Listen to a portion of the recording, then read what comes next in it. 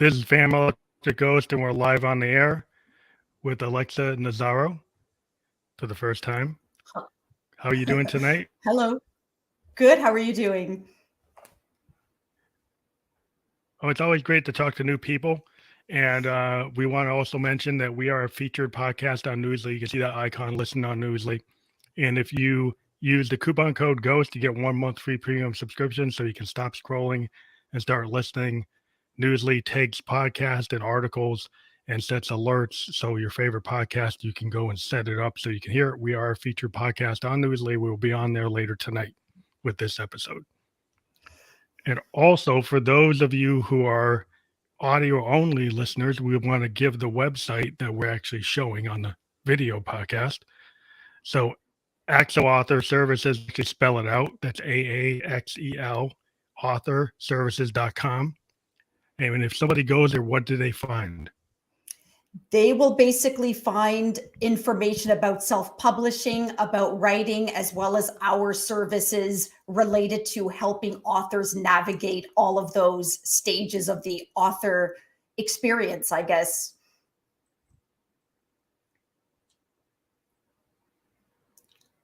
That's always good to know. We'll probably repeat it again later in that podcast. We do a mid, you're not on the video podcast. And again, thank you for being on the Family Ghost podcast.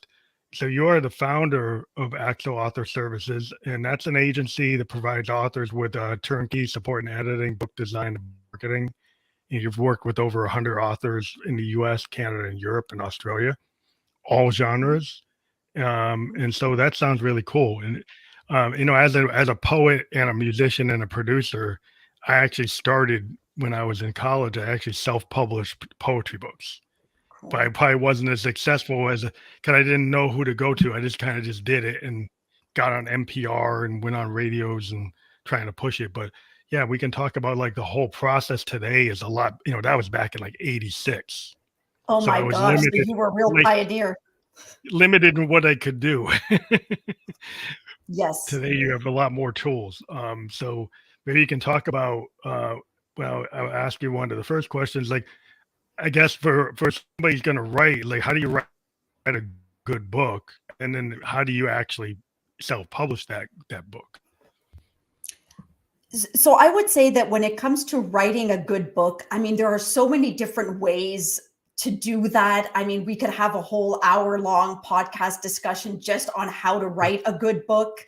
Some people are really into planning a book, whether it's nonfiction or fiction. So they're, we call them plotters. If we're talking about fiction, people who really sit down and they figure out, who are my main characters? What's the conflict? Where is my story taking place? And really mapping out the whole trajectory of the story. And you could do the same thing for nonfiction. What's your subject? How are you going to break that subject down into different chapters? Do the chapters flow naturally one into the other? So that's usually, in my experience, the most effective approach. But there are people who will just say, I'm just going to sit down and write, and they'll just write out their first draft, and then they'll go back to revising. So I would say there are two different approaches. What I always tell authors, though, is don't write with publishing in mind. Like, yes, you want to obviously create and craft a book that meets your target reader's needs and expectations, but you don't want to get into this just with this expectation and pressure of selling thousands of copies, which nobody's against, but you want to start from a good place. You want to start from a sincere, genuine place that really boils down to just a desire to write something that can connect with readers. Well, I think it's like the same thing with a musician. Like if you target the top 10 or the top 20, then you're going to end up like cloning existing stuff, right? You're not going to be your authentic self. And as a producer, I always tell other musicians, like, that shouldn't be your goal. He's like, I'd rather listen to your demo of you just being honest and then try to make that sound like the best you, right? Instead of trying to make it sound like Taylor Swift or some other top 10 person, right? And then radically changing you. I rather present the best you, because that's your best bet, because your authentic self, your unique vision can Absolutely. actually reach a lot of people. And it's Yeah, just like how you get that through your producer, your editor, your recording engineer, your other fellow artist. So right. do you help with like the writing groups, or, you know, like a lot of authors I've talked to have like trusted groups of people, either trusted readers or these Mhm. groups that they Yeah. go and they connect with. Does your service connect with people that help authors find that group of people to help them with their vision? So we can certainly help guide them if they're looking for a critique group or for beta readers. One of the services that we offer, well, we offer two services to help people who are still in the writing process. One of them is essentially like a manuscript planning, a book planning service where we sit down with someone. We meet authors all the time, especially in nonfiction, it seems, where they are an expert in their field. They have a particular Mhm. subject they want to explore, but it's all in their heads. And it's one thing to know something, it's another thing to write it. So they need some help in how to map that out. So we definitely offer that service. And we also offer what we call manuscript evaluations. So these are for people who are in the process of writing their draft, or more often than not, people who have finished their first draft and they just can't look at it anymore. And they want to have an experienced eye reading the manuscript and really dissecting that manuscript. What are its strengths? Where is there room for improvement? And with a game plan on how to get the manuscript to the next level. So Mhm. that is a little different from beta readers, because you were talking about groups of readers. So beta readers, their task is not so much necessarily to go and provide an in-depth analysis. Typically, Mhm. you want to get beta readers who are fans of your genre. So if you've written fantasy, it only makes sense to find beta readers who love fantasy, and they'll give you just their gut reaction, just their real honest feedback on whether this is a book they would go and buy, what makes it good, what makes it not so good. So those are beta readers. Our manuscript evaluation service, I guess, is a bit of a it's a bit of a beta readership on steroids in a way, like just really giving more of a deep dive into the assessment of the manuscript. So that sounds like a good set of services, because a lot of times, you know, as a musician, you know, we have like similar to writing groups. We'll have like, you know, like big collectives of musicians or people who are into your genre, or we have places like SoundCloud, so Oh, we can actually send demos to places like that and then gauge like demo versions of our songs and see what the reaction to people in certain genres like EDM, electronic trance, and we can get like diehard fans of those genres to actually say, yeah, yeah, mhm. and they'll actually go in and say, I like 1 minute 36. I like Nice. this part. They'll go and give very detailed Yeah, assessments, and it's free. You just send yeah. it out to that area, and then people will give you feedback, and so that's kind of cool.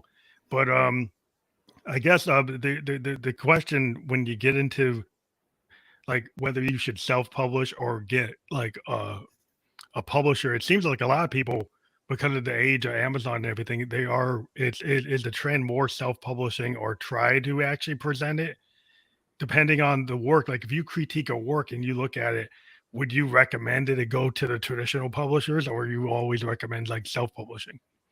So for me, whether to go traditional or indie, to me does not hinge so much on the quality of the manuscript. It really hinges more on the personality of the author. There are some authors for whom they just want that traditional publishing deal. They want to get the agent, they want the agent to Mhm. shop around their manuscript, and they want to sign that traditional deal.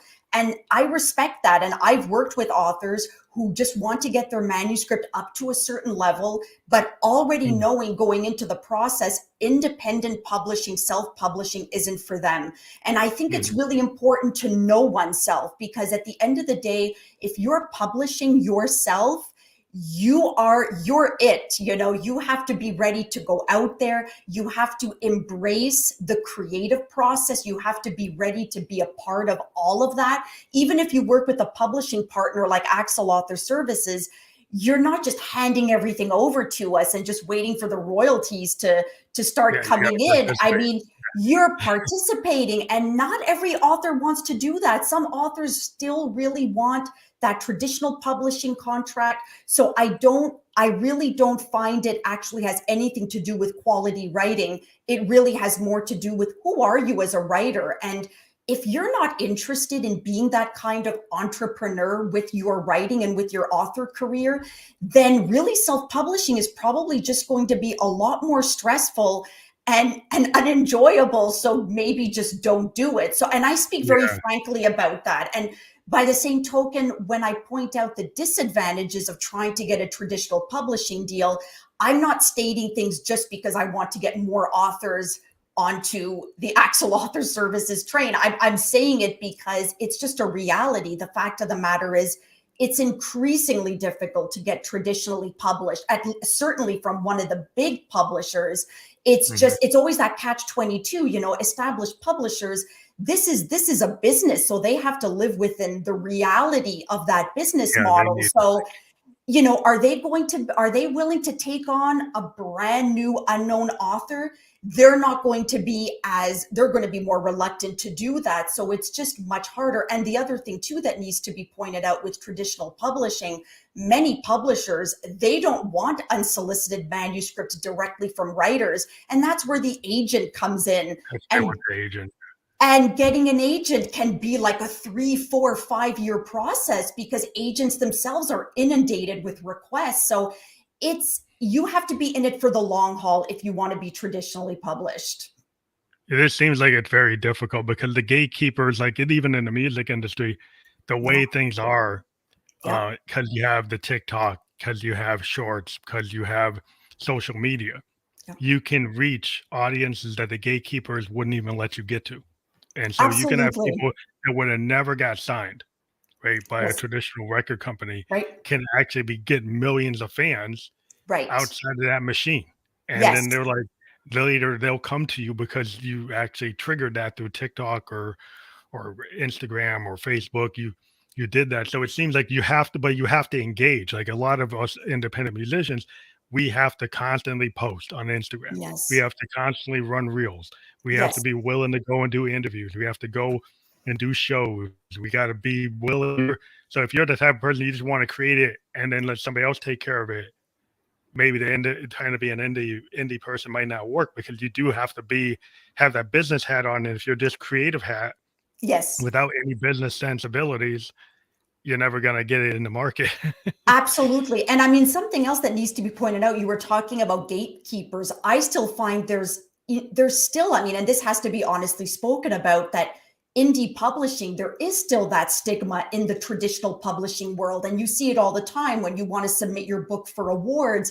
Very often, especially if it's an established award, they'll basically say no self-published, no self-published authors. So there are still very much those gatekeepers in the literary world. And so you have to go into independent publishing knowing that you also have to explore all of those alternative routes that you were just talking about, engaging on. So you have to hustle, basically. You've got to get on social media. You've got to create your own author events. You've got to build a mailing list. I mean, different marketing techniques work for different authors. So not every author is interested or comfortable with doing podcasts, and that's totally fine. So at Aaxel Author Services, we're not about trying to force one recipe on every author because not everything works for everyone. So it's all about customization.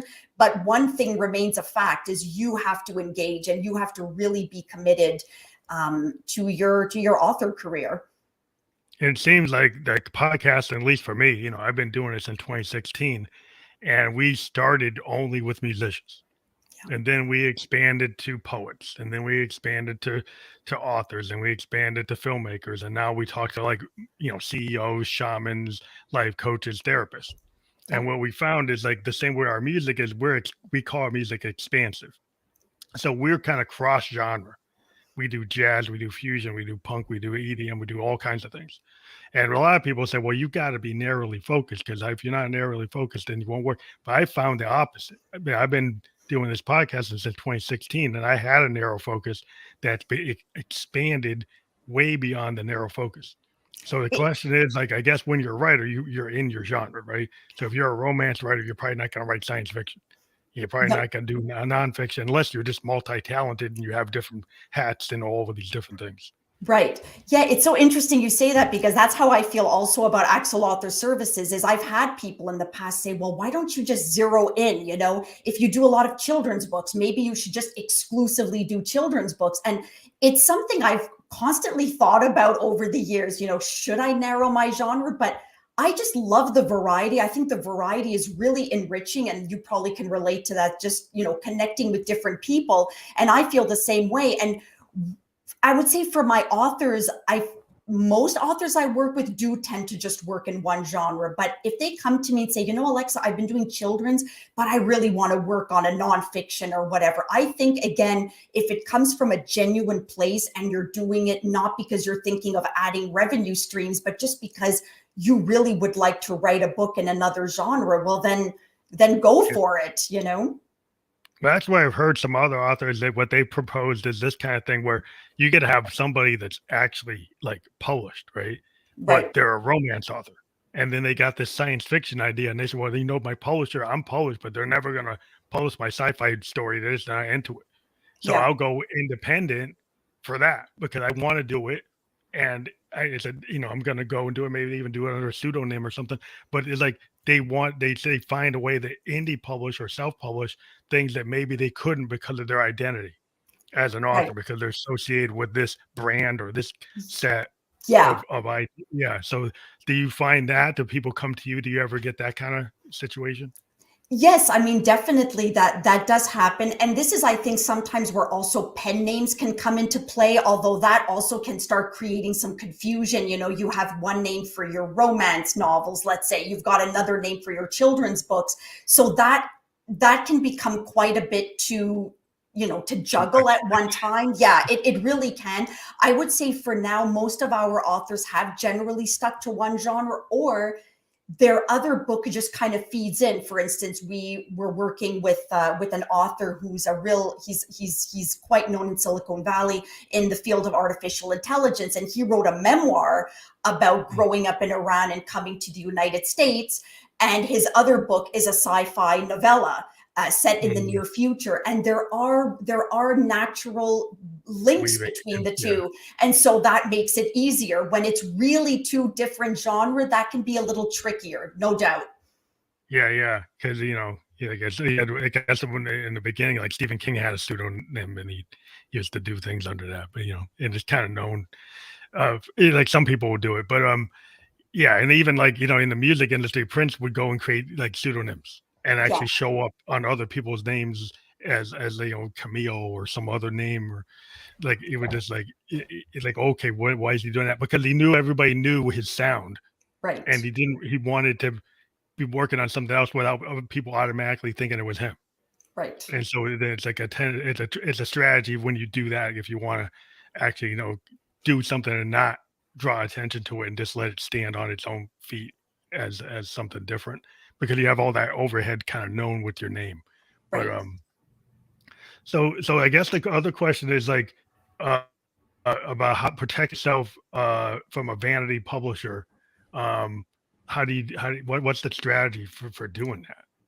So what I always tell authors is, yes, our business thrives on hype. It's just the way it is, because I think anytime you have an industry that is working with people's dreams, and most people who come to us, even the most level-headed entrepreneurs or life coaches, this is a little bit of a dream for them, and dreams make us vulnerable, and they can make us vulnerable to people who want to exploit that desire to be on a bestseller list and whatever else. So what I find very often is, yes, there are dishonest businesses out there in our field, but it's also really important that an author truly equip themselves with the knowledge so that when they sign a contract, they know exactly what they're getting. So for instance, we have authors who sometimes contact us and say, well, I published with so-and-so, but now they're not doing anything to market my book. Well, had you understood that they were going to do that? Because if they did, then that makes sense. Yeah, you really should go back and say, hey, I paid for this. Why aren't you doing this? But very often I find authors just go into these contracts not really understanding what they're doing. So for instance, with book design, are you getting a customized book design from scratch, or is the company working off a template and maybe you won't be so impressed with the cover design that you get? These are really important questions so that you're not disappointed. And sometimes in these contracts, they will use language that the average person doesn't understand. So a lot of authors will think, oh, well, they said that they would distribute my book to hundreds of book retailers. And the author might think, well, those are bookstores, right? Like those are real physical bookstores.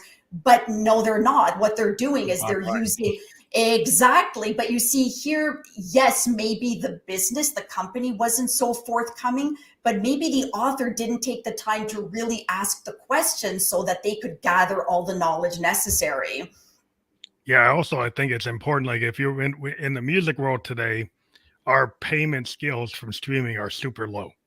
Okay. So we have to do what we call sync licensing, right? So what happens is we go and take our song, we get it into films, video games, advertising, movies, different places. We might license TikTok, or we'll license it on Twitch. So video gamer, I actually signed like a BMI contract to have my songs on Twitch, so video gamers can use it legally, and then I get paid a commission that's actually higher than what I would get on Spotify. And so that's where the money is in different places. It's almost like Spotify and Apple are like the radio. Right. They allow us to get booked, but they don't really pay us.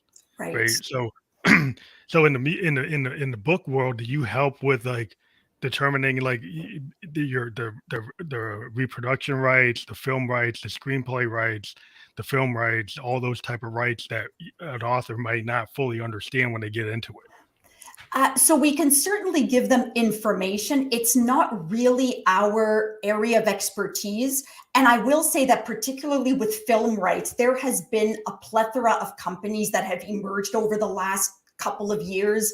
You know, Netflix and all of these streaming services, they're looking for content. So we can get your book and we can get it in front of producers and, you know, agents and whatever else. And it's so important really to measure what does that really mean? Because there are a lot of, if we're talking about scammers, there's a great blog actually that I recommend all indie authors check out. It's called Writer Beware. And it's a great blog. And basically what this woman does is she simply puts out warnings about the latest scam, the latest fraud that is targeting. And really, I find especially this whole turning your book into a movie or a TV show for Netflix, I see these offers coming in all the time. So we really have to be careful, and authors Like, need to understand. What's real and what's a scam? Because you know you get these guys coming from who knows where, sending these pitches, send you emails, send you whatever. They get your name, and then they act like there's somebody. And it happens like in the music industry. You know, we get people then suddenly send you a contract. And if you don't read it, they end up doing an 80-20. Where like they get 80, you get 20. And like that's like a no-brainer. Like, no, you shouldn't sign that. Exactly. It's kind of like for musicians, like back in the day, like Hendrix would sign everything just because he wanted to play, which is typical of a musician. He just want to play. And then he ended up having so many legal problems for his family after he passed because he signed everything he could just to be able to play. And then there's all these people own the rights to everything. Yes. And then you're like, and so you got to be very careful. I would think it's the same thing with like literature or content. If you're a creator and you create something that's content worthy, it could be turned into a video game. It could be turned into a movie or a film or a screenplay or something. Absolutely. It doesn't mean that those opportunities don't exist, but just really be aware, because you just have to be aware, because it's really, really important. I find that people know that is, and especially the whole Netflix getting your book in front of producers, it's a huge thing. And another area that I find a lot of scams happen is contests. Anyone can start up a book, you know, a writing contest and submit your book, and there'll be a $125 fee, you know, to get your book. But how known is this contest? How established are they? And this is homework that you have to look into. And most times, and I find with authors, especially my authors, after they're published, they just start getting inundated with these offers of this, that, and the other. I can tweet your book to my 50,000 followers. Well, find out who this person is. Are they usually tweeting about makeup, about plastic surgery? I mean, it has to make sense. So just don't fall for every single offer.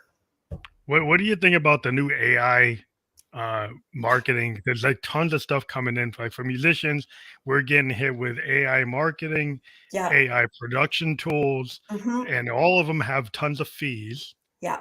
All of them are kind of grabbing like potentially copyrighted material. Yeah. Right. And then potentially putting you at legal jeopardy because they're grabbing other people's work without citing it or paying them. Right.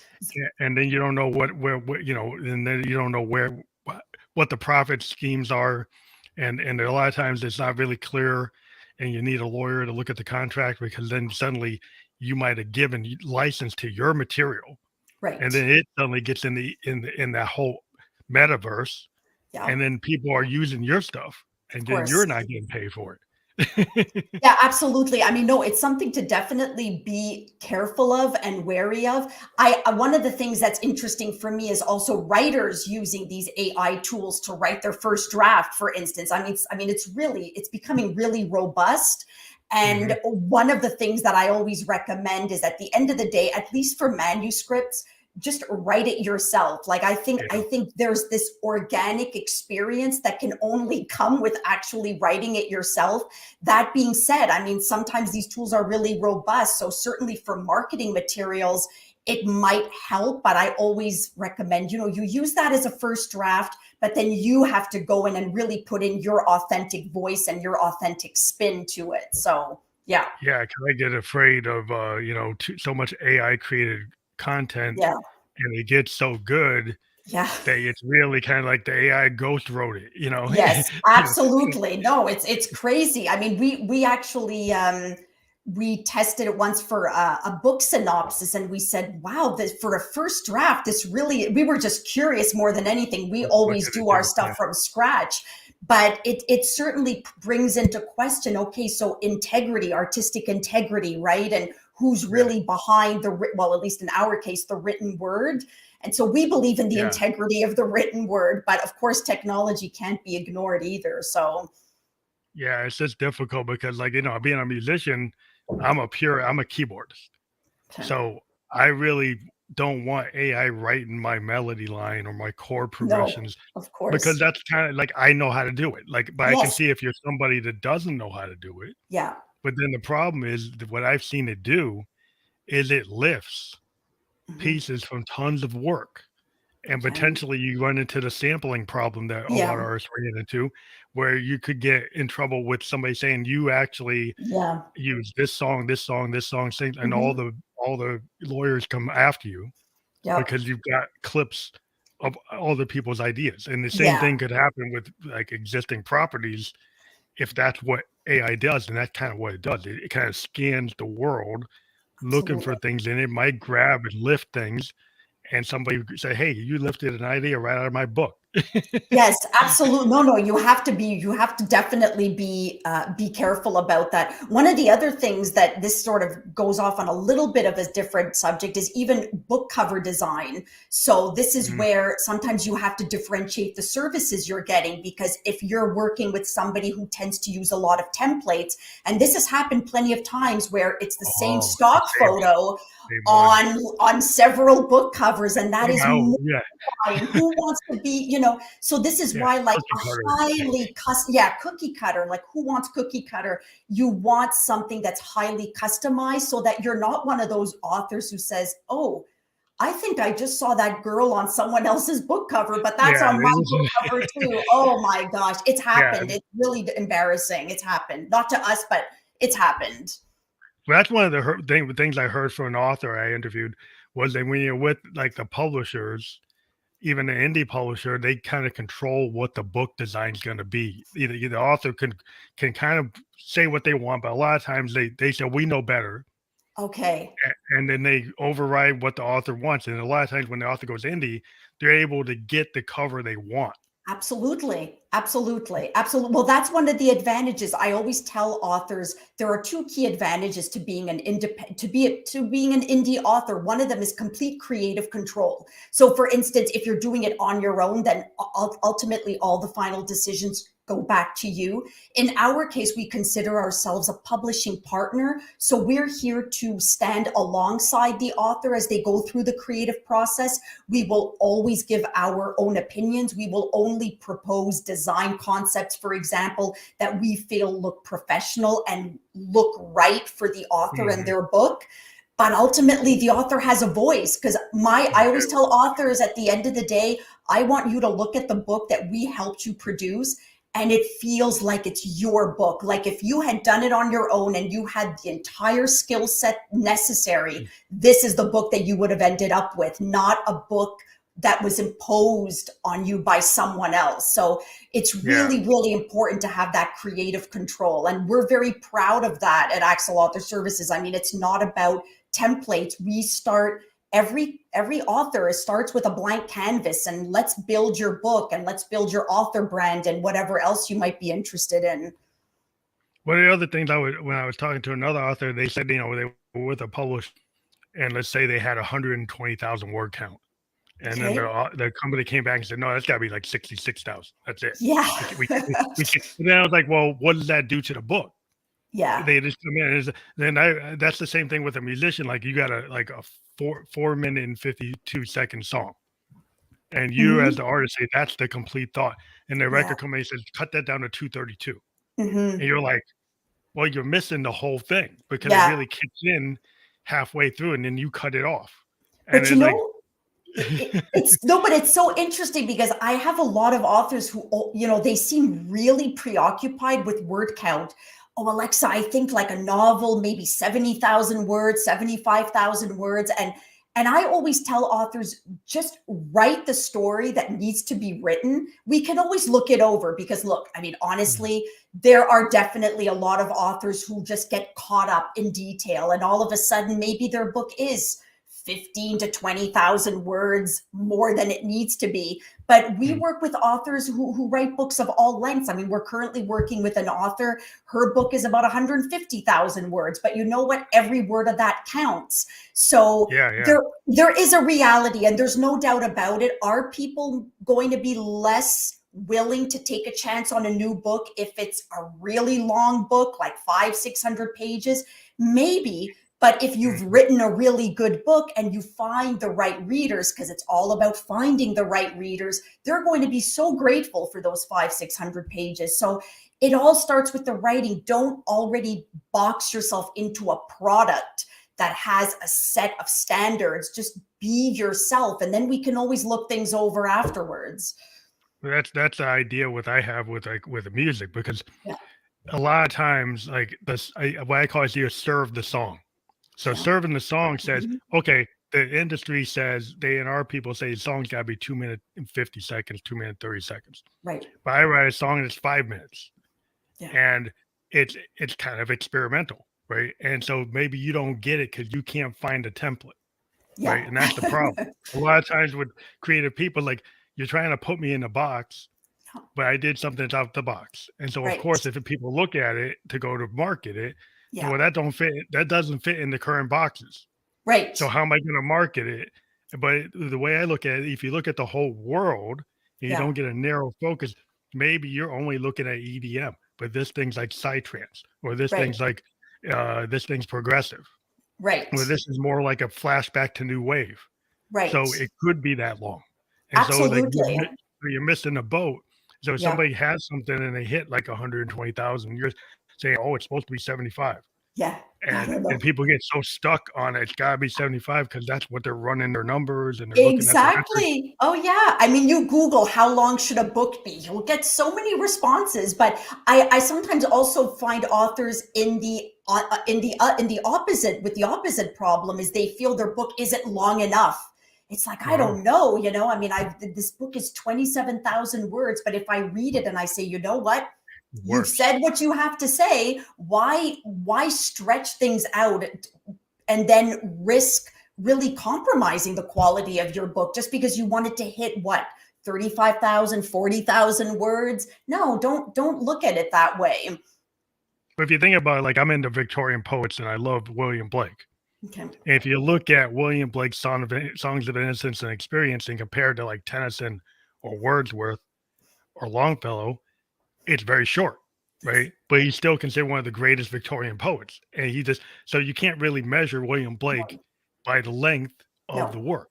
It's no, the exactly. quality and the feel of the work. And so you could have something that could be just as powerful as like the Songs of Innocence and Experience are very short. Hmm. And people say, well, it needs to be like the Odyssey, or it needs to Yeah. be like the Iliad, Yeah. or and it's Right. like, well, no, that's not what it is. It's something else. Exactly. Exactly. And that's exactly how I feel. So it's just the work speaks for itself. So if you've said everything you want to say and your novel, yeah, okay, so your novel is 23,000 words. Well, you know what?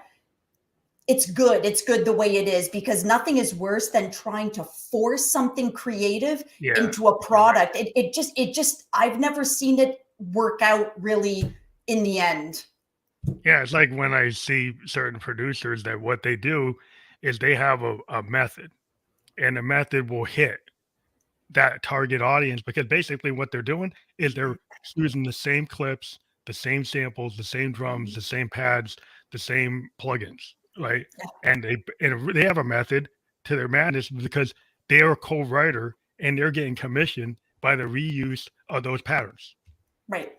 right? So they'll go reuse them because they get money by Of course. reusing them, and then they put them into everybody, and then Yeah. everybody has the same sound. Right? Right. So then you gotta be wary of people who have a kind of vested interest in kind of replicating or kind of overdoing the genre or overdoing the same style over and over because they actually make money from doing it. Right. Right. So I think you have to decide, like, if you're a very author, like you said at the beginning, you do it because you love it. Like musicians, we Yes. do it because we love it. And if Yeah. we happen to get gigs and we happen to get this, it's because we love playing, right? Yeah. And then we Right. find it kind of comes to us because we're passionate about it and we're dedicated and we're continuing. And if you continue your craft, you tend to be able to find an audience. The audience will find you.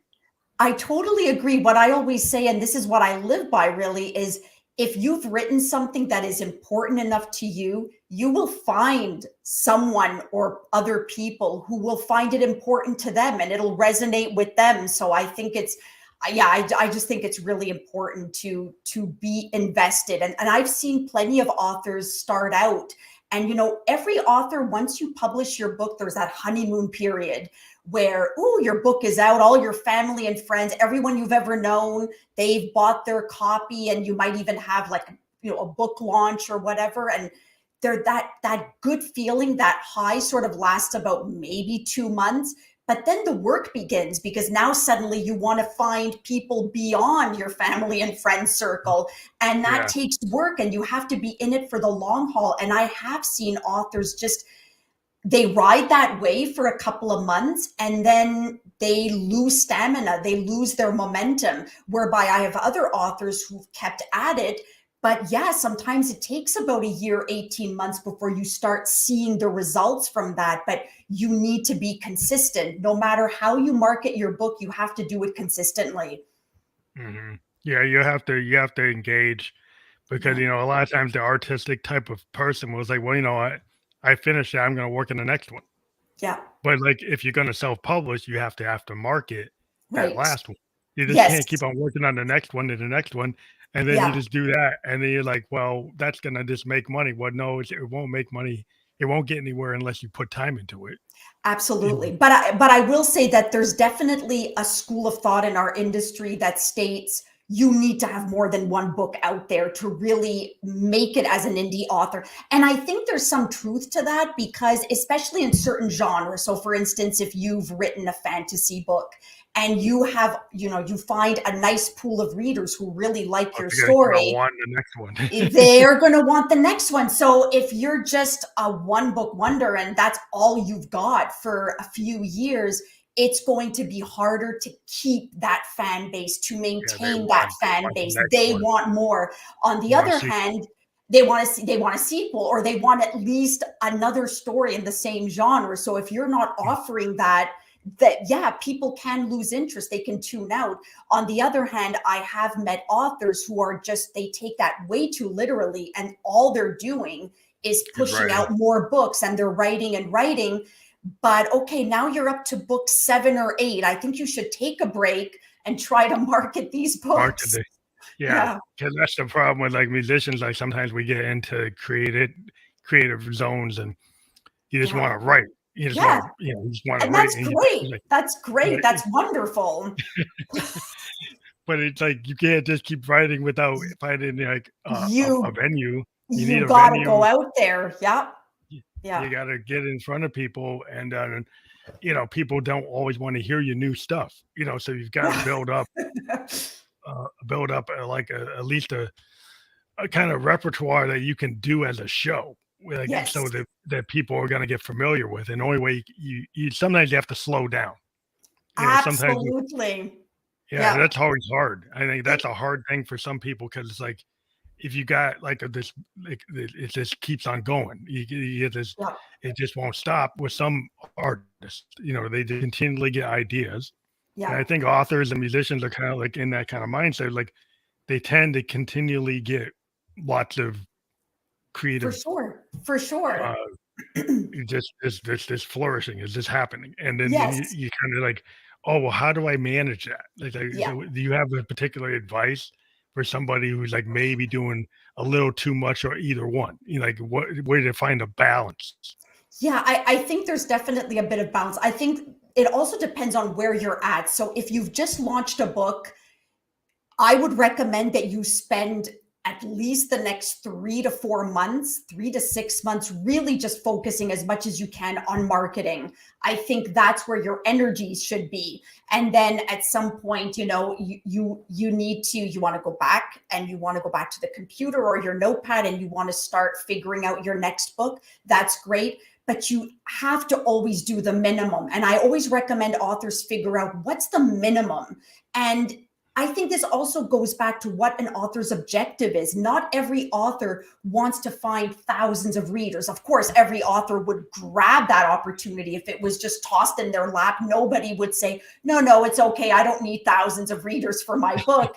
But not every author really is ready to expend the energy to do that. And sometimes that doesn't even make sense. If you've written a really niche book, nonfiction particularly, if you have a really, really niche subject, well, maybe you're not even going to find that many readers. So I think it also comes back to your objectives. But I will say one of the other nice things about being an independent author, and I was citing creative control, that also extends to marketing. For instance, in the traditional world, you're only as good as your latest book. And usually the traditional world gives your book about a 3-month lifespan. Something's got to happen in those first 3-4 months or they drop it and it goes to your backlist. But what's really great about being an indie author is if you've written a book and it's been 5-6 years and maybe You can still push it.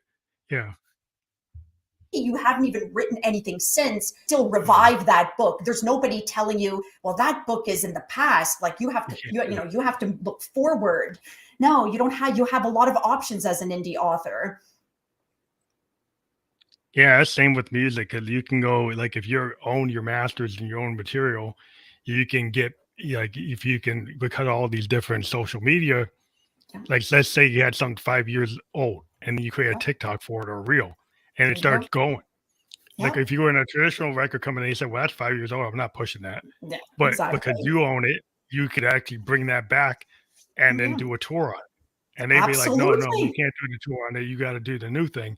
And New like, no, thing. you could go, you could go and do it. And so that gives you the same flexibility, which I think is a lot of Absolutely. people want that. They want that, they kind of intelligent.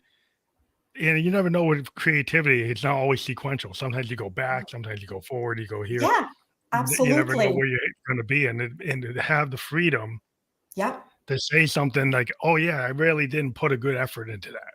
And it's Yes. actually a really good book. Or it's Yeah. a really good idea, and I need to actually get this to people, or something happens in the world where Yeah. suddenly that becomes more relevant. Relevant. Yes, Yeah, exactly. Absolutely. Or even you also have the creative control to say, I published this book. I know it, maybe I did it too quickly. I think it could use a little bit of tweaking. I don't want to give up on it just yet, but I'm not comfortable marketing it the way it is. Well, you know what? You can go back and you can make those modifications and you can relaunch a book. There are so many there are so many really nice options that come with being an independent. You're not married to a publisher and you don't have any rules being imposed on you. The only rule you want to live by as an author is to have artistic integrity and to really be passionate about your work and to put in what is required. Now I'm going to ask a couple other questions because we're getting near the end Sure. that I think are interesting, like, because the way the world has changed. Is it better to be an Amazon bestseller or to actually be somebody that gets like their book into a Barnes and Noble, the physical copy? So, okay, so the first thing is definitely being an Amazon bestseller. This is not in any way comparable to being a New York Times bestseller. I see authors all the time saying, I'm an Amazon bestseller, I'm an Amazon international bestseller. That's not to take away from the accomplishment. It's certainly nice to really score a high Amazon ranking in a particular category, but it's not the end all. It's not the goal. It really isn't. It's just a nice to have. In terms of getting into bookstores, this is probably one of the things that I find indie authors are a little disappointed at, because I was telling you earlier about authors who think, oh, well, I've got this publisher, but they're not putting my book in bookstores.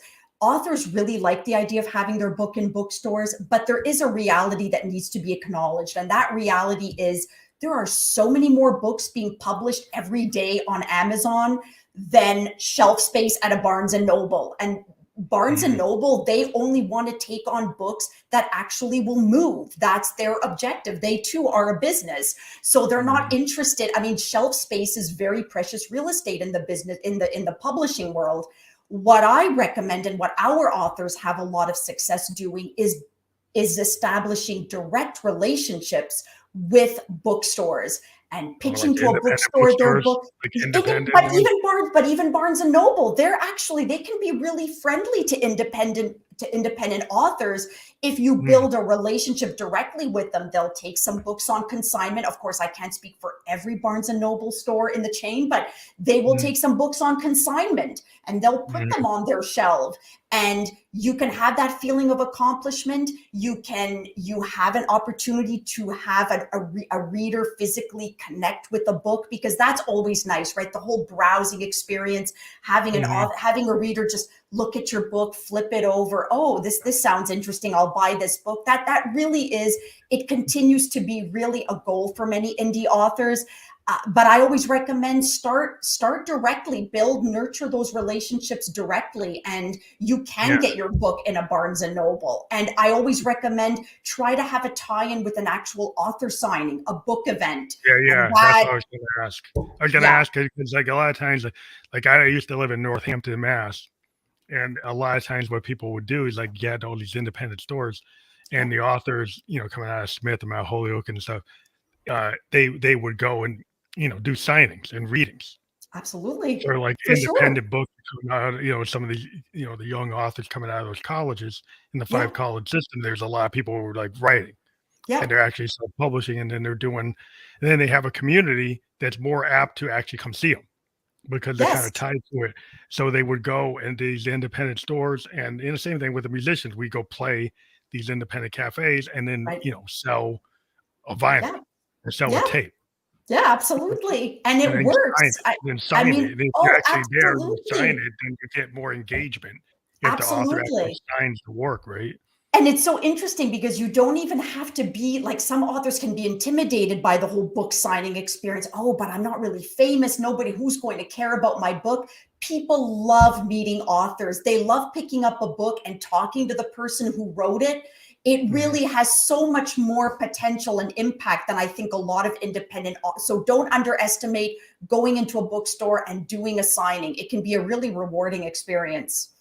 And what do you think about getting on like NPR? Like when I first wrote my book, I was able to connect to a couple NPR stations, and and in Maine, in Northampton, Massachusetts, and different places like in Massachusetts, I was able to get on NPR. Right. Back in the day, back in the 80s, that's how I was able to do it. And it was just, I just called the station. I was able to convince them to get on. Now with podcasting, would you still recommend somebody to try to get into like an NPR type of or a or a real radio station, or go on the kind of virtual internet like podcasting route? I think it depends on the author and their market. I mean, I think that when you target traditional media, it can be magazines, it can be radio stations.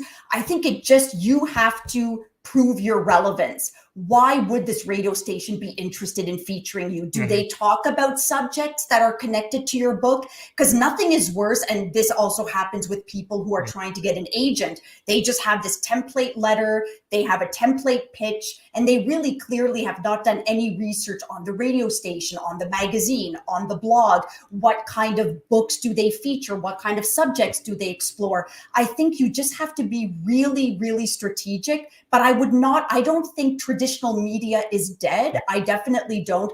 I think podcasting is a wonderfully accessible way for an author to also get their feet wet and get used to being interviewed and having experiences like this, which can also increase your confidence, your ability to talk about your book and about your subject matter. So I think there can be a nice hybrid between the two. And there are still definitely services related to traditional media, putting together a press kit. All of that is still viable and important, provided it makes sense for your book. Yeah, because how many books can you actually get into the New York Times book review? Like how Right. many can they actually will they actually really look at? Yeah. But then maybe the fact that you can actually get booked on a podcast, Yes. because that's highly probable. And then the other Absolutely. question I have is, like, getting there to the end, is audiobooks. Yes. Is that really like a very like podcasting? To me, it seems to be a really growing area. Yes. Well, podcasting, audiobooks, definitely it's a growing market. It's clear. We've certainly done some audiobooks. And interestingly enough, many people enjoy fiction with audiobooks. So there's definitely plenty of room for nonfiction, but fiction audiobooks do really well. And it's definitely not something to be ignored, but I really recommend doing it the right way. And unless you have a professional voice, the fact of the matter is Actor. you need to know how to read a book well. And I see a lot of blog posts and a lot of webinars. You can do your own audiobook. I'm certainly not saying you can't, but you don't want to cut corners on this, because I've heard samples of people who've come to me, oh, I've already done the recording. Okay, let's listen to it. And yeah, it sounds like they're recording it in a public bathroom, like all this echo effect, like just really bad. And I'm thinking, no, you need a soundproof studio. This is You need an serious if actor. you You want need to a put voice out actor. something good. Exactly, You want a exactly. voice So actor. You you probably want to hire a voice actor to do that. absolutely, absolutely. A So audiobooks, recording engineer. audiobooks are good, but you don't cut corners. Really don't cut corners for audiobooks. That's really interesting because, a lot of what we do in music, they always say, you shouldn't engineer your own record, Mm, because engineering is an art. And that's yes, the same thing with like a voice actor, in my opinion, because like absolutely. acting is an art, and he is, not everybody's Orson Welles, No. and not everybody's gonna be able to like do everything. Like sometimes you run into a situation where, oh, you could be that type of person Yes. that could do Yes. everything, but like Yes. not everybody can do that. Yeah, exactly. And I've met authors who have really good voices. They speak with confidence, but they still can't narrate their own book. I mean, it's an art, and you need to either do it really well and be fully equipped, or you hire a voice narrator. And that's what we do. We work with professional narrators. That's awesome, because I think that, there's so many things like the book has become multimedia. Like the book, the Absolutely. books Oh, are, totally. and podcasting, if you think about it, like in podcast, you could find ways to do excerpts of readings. You could Yes. go on, you can at least discuss your book, Yes. talk to people, you can put it out there in so many Yep. different ways, and there's so many ways to connect in the podcast world. That is Yep. just, from audio to video. But I always tell people audio is still bigger than video in podcasting. The Yes. audio Right. still is the thing that really kicks The Mhm. video is starting to, but it's still the audio, and that's why we always, have multiple forms. And I think Right. that's always a good place to think, when you're doing things. You do video, you do audio, you don't just do one form, you do as many forms as you can. I agree. But I think we actually got to like the point where I have to leave you because I have another podcast. No But I problem. do want to let people know that go again to AxelAuthorServices.com. That's AAXEL authorservices.com. And again, you can find all the information about how to contact you and get started with your services. One of the things Absolutely. I published my book back in '86. It was a collection of poetry. And just the one question before I leave, like, do you feel poetry is relevant in the self-publishing world today? Do people even read it? And is that something that's like a dead genre for trying to put any effort into? It's so funny. Poor poets, they're always questioning themselves and their relevance. I mean, I think there's definitely there's room for poetry. But I think again, especially for a poet, you can't be distracted by the noise. You can't be distracted by people saying you're a poet. Who's going to read poetry? There's always an audience for everything. But yeah, I would acknowledge that as a poet, you have to really perhaps have a little bit even more ammunition behind your artistic investment and also just showing up as an author, as a poet. But I'm no, I don't say no to poetry. It's rare that I have poets who come to me and say I want to publish independently, but it's not lost. It's not a lost art form at all, but it's certainly not as common. I would agree, but it's not lost. I would not say that. Yeah. That's cool because all musicians are kind of poets to begin with, Yeah, and for then we sure. learn how to craft things into lyrics, and then we True. start to wonder, like, "Oh, should I publish my lyrics?" So a lot of musicians, as you get bigger, you Yeah. potentially can. You can be like a Dylan. Like Well, yeah, if you're writing at yeah, the of level of a Dylan or a Neil course. Young, Yes. you can actually publish because people Yes. want to see it. People But if want to you're see it. brand new, you might not be able to do that. It depends how you start to if you start showing up at the coffee houses and the shows Yes, and exactly. presenting It with all comes spoken back word to marketing. Yeah, it all comes back spoken to word marketing performance. for Yeah, spoken word sure. performances. Then you make them video Yeah, and you do it in that way. You have some kind of presentation. Maybe you can absolutely. on the side sell a book with that as part of the whole happening. The idea of like Exactly. Andy There Warhol you back go. in the day, he had these happenings across media, Mhm. and so that might be their approach to kind of connect to the way the world is today. But Absolutely. A more creative approach, but I think it's definitely viable. okay, well, thank you very much for being on the program, and we will be on all major platforms by tomorrow. So thank you again for being on tonight, and we love having guests on the Fan Electric Ghost show, and we had a great time. So hope you did too, and we'll talk to I you again did. in the future, most likely. Bye. Thank you so much. Bye-bye.